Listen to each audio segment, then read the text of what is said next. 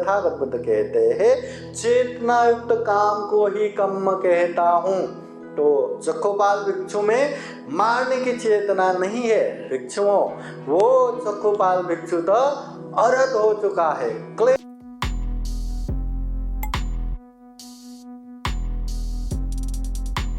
और हमेशा याद रखना, आप शील पालन करते हैं या नहीं करते वो आपको ही पता है, दूसरे कोई नहीं बता सकता कि आप क्या कर रहे क्या नहीं कर रहे। इसलिए खुद ही खुद के मालक है। अत्ताई अत्तनो नाथो कोई नाथो परोसिया, हम खुद के मालक खुद ही है, कोई हमारे मालक नहीं है। इसलिए जीवन में सुख शांति चाहिए तो हमें ही अच्छे से ये शील को पालन करना है। केवल लोगों को दिखावे करके बैठना, ढोंगीपना करना, या मैं बहुत ही शीलवान हूँ करके सबके सामने ड्रामा करके बैठना, ये ठीक नहीं है। बहुत सारे लोग शीलवान तो नहीं बनते, पर शीलवान बनने की नाटक बहुत अच्छे से करते हैं। याद रखना, जितना नाटक हम शीलवान बनने के लिए मेहनत करते हैं ना, सबको लगना चाहिए मैं शीलवान हूँ, कितना मेहनत करते हैं। यकीन मानिए अगर सही मायने में शील पालन करने के लिए उतना मेहनत करते ना, हम सही में शीलवान बन जाते। और शीलवान बनेंगे तो बाह्य रूप में ही नहीं, अंदर से सुख मिलेगा, शांति मिलेगा। नहीं तो लोगों को केवल दिखावे करते रहेंगे तो सबके सामने थोड़ा सा चेहरे पे मुस्कान, थोड़ा सा शांति जैसा, फिर अकेले में वही परेशानी, वही दुखी, वही अशांति। इसलिए अंदर से महसूस करते हुए अच्छे से हमें शील पालन करना जरूरी है। याद रखना, केवल दिखावा करके नहीं बैठना। और लोगों के मन में क्या चल रहा है क्या नहीं चल रहा है हमें नहीं पता, इसलिए लोगों को भी मूल्यांकन करके मत बैठना। तथागत बुद्ध कहते हैं दूसरों ने क्या किया क्या नहीं किया ये मत देखो, मैं क्या कर रहा हूँ मैं क्या नहीं कर रहा हूँ ये देखो। दूसरों को देखते रहेंगे तो गलत गलत ही दिमाग में आता रहेगा। ऐसा होता तो अच्छा है कि दूसरे अच्छा कर रहा है, अभी मैं भी अच्छा करूँगा, कि दूसरे ने गलत किया और उसको कैसे दुष्परिणाम मिल गया तो मैं भी अभी गलत से दूर रहूँगा। ऐसा प्रेरणा ले पाए तो बहुत अच्छा है, मगर दूसरों को देखेंगे तो गलत गलत चीज़ें ज़्यादा आएगा। लोभ, द्वेष, मोह, क्लेश, अनेक जेलस, ये वो ही आता रहेगा।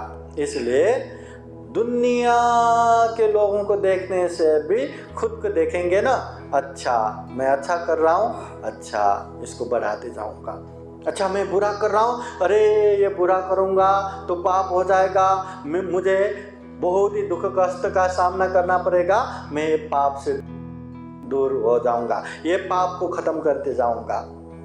थोड़ा थोड़ा थोड़ा भी शुद्धि करेंगे ना, बहुत बड़े सुख का कारण बनेगा। तथागत बुद्ध भी कहते हैं थोड़ा सा पुण्य करके क्या होगा ये ना सोचो, बूंद बूंद मिलके घड़ा भर जाते हैं। थोड़े थोड़े पुण्य भी बहुत बड़े सुख का कारण बन जाते हैं। इसलिए हमें बहुत ही अच्छे से सोच समझ के पुण्य करते जाना है, धर्म करते जाना है। खुद को ही देखना है, दूसरों को नहीं देखना। दूसरों को देखेंगे, दूसरे के मन में क्या चल रहा है वो पता नहीं। ये गुस्सा करना, किसी को अपशब्द बोलना, ये वाणी से करने वाला पाप ही हो गया। पर ऐसी अवस्था भी रहता है कि मन में असीम मैत्री करुणा रख के सामने वालों के हित कल्याण के लिए भी कभी कभी एकदम कड़ा अपशब्द बोल देते हैं। इसमें पाप कहाँ से? जैसे माँ बाप अपने बच्चों को अच्छे जगह पे लाने के लिए न जाने कितना कितना चिल्लाते हैं, कितना कितना बोलते हैं, उसको पाप नहीं कहते। इसलिए किसके मन में क्या चल रहा है पता नहीं। तथागत बुद्ध के समय में श्रावस्ती नगर में बुद्ध को मिलने के लिए बाहर गांव से एक समूह भिक्षु आए और सुबह सुबह श्रावस्ती नगर, ये जो जैतून बुद्ध विहार बहुत बड़ा है, वो विहार घूमने को निकल गया। तो वहाँ एक कुटी के बाहर बहुत सारे कीड़े वैसे ही मरे हुए थे। तो वो देख के, अरे ये किसका कुटी है? ये तो चक्षुपाल भिक्षु का कुटी है। फिर इतना कीड़े मर गए तो उन्होंने देखा नहीं क्या?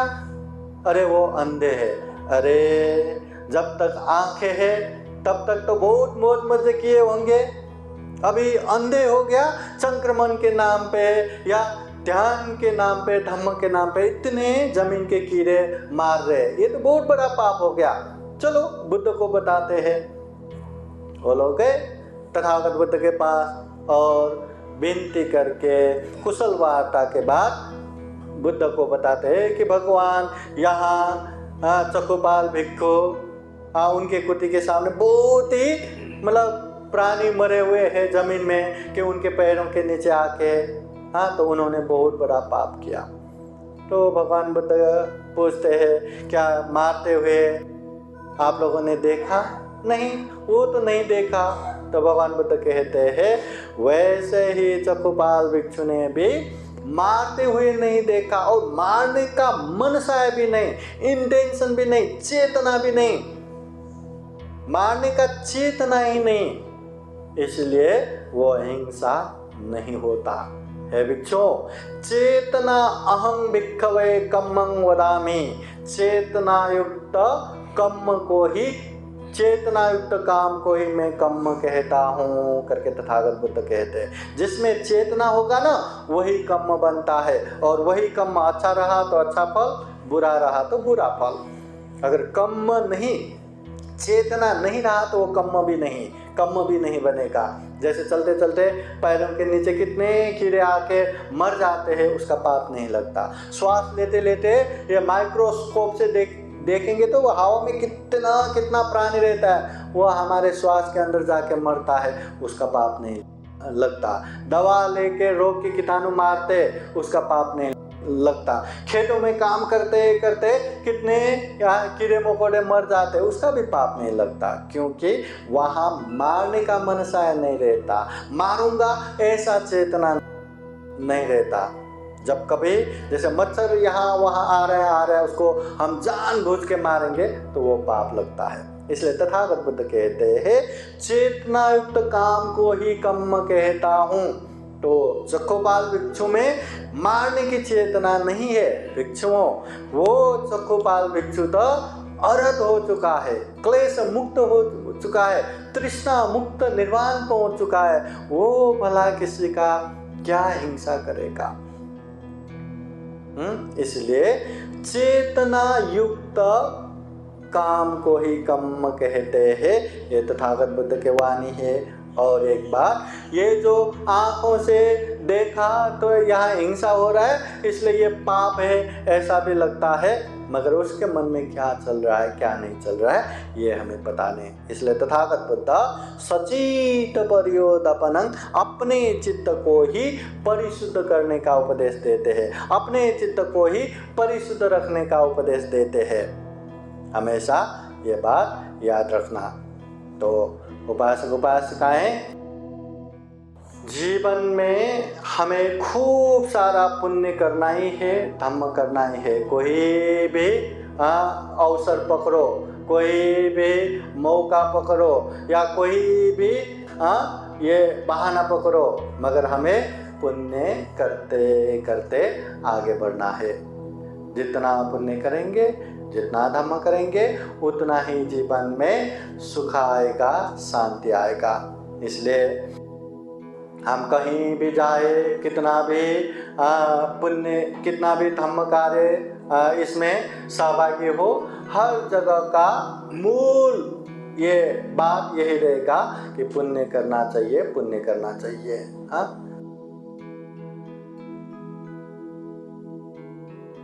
तो उपासक उपासिकाएं, हम भी जीवन में खूब सारा पुण्य कर सके, खूब सारा धर्म कर सके। ये दुर्लभ है जीवन, ये अमूल्य है ये जीवन, सर्वश्रेष्ठ मनुष्य जीवन है ये जीवन। इसलिए इस जीवन में खूब सारा पुण्य करते जाना है, खूब सारा धम्म करते जाना है और ऐसे धम्म का माहौल बनाते बनाते जाना है।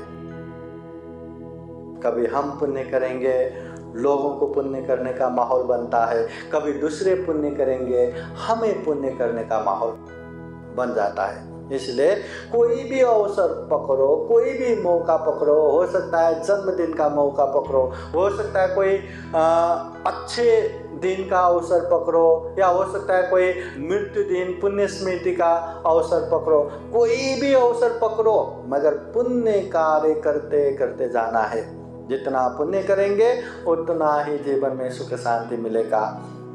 जीवन तो आज नहीं तो कल खत्म होना ही है, सबको मरना ही है। मरने के बाद मैंने इतना धन संपत्ति इकट्ठा करके रखा, वो भी साथ में नहीं आएगा, मेरे इतने परिवार है वो भी साथ में नहीं आएगा, दूसरे तो दूसरे, ये शरीर भी यहीं छोड़ के जाना है, ये शरीर भी यहीं खत्म होना है। लेके क्या जाओगे? एक ही चीज, कर्म। और वो कर्म या तो अच्छा होगा या तो बुरा होगा। अच्छा हुआ तो कुशल कर्म, बुरा हुआ तो अकुशल कर्म। जो व्यक्ति कुशल कर्म करेगा उसको अच्छा परिणाम आएगा, जो व्यक्ति अकुशल कर्म करेगा उसको बुरा परिणाम आएगा। हर कोई अच्छा ही चाहेगा, बुरा कौन चाहेगा? अगर अच्छा चाहते हैं तो अच्छा पुण्य कर्म ही करना है, अच्छा धम्म ही करना है। जितना अच्छा करेंगे उतना ही कल्याण होगा। तो आज जो ये ऑनलाइन बौद्ध धम्म परिषद का मूल उद्देश्य भी यही है कि अपने उपसंपदा दिवस, 25वां उपसंपदा दिवस के अवसर पर ये ऑनलाइन बौद्ध धम्म परिषद करना, ताकि हम भी दिन भर ये धम्म के माहौल में रह के हम भी अच्छे से पुण्य करें, और जो इसमें सहभागी बने सारे के सारे लोगों को ये धम्म का माहौल बनता है, ये धम्म देशना सुनने का अवसर मिलता है। तो आज हम ऐसे कर रहे हैं, तो आप लोग भी जीवन में इसी तरह का खूब सारा पुण्य, खूब सारा धम्म करते करते आगे बढ़ सके।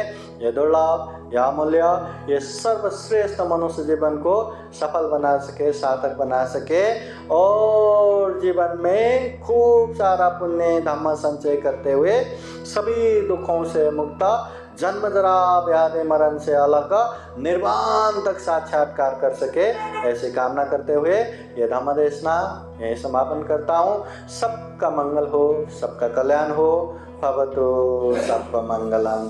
साधु साधु साधु।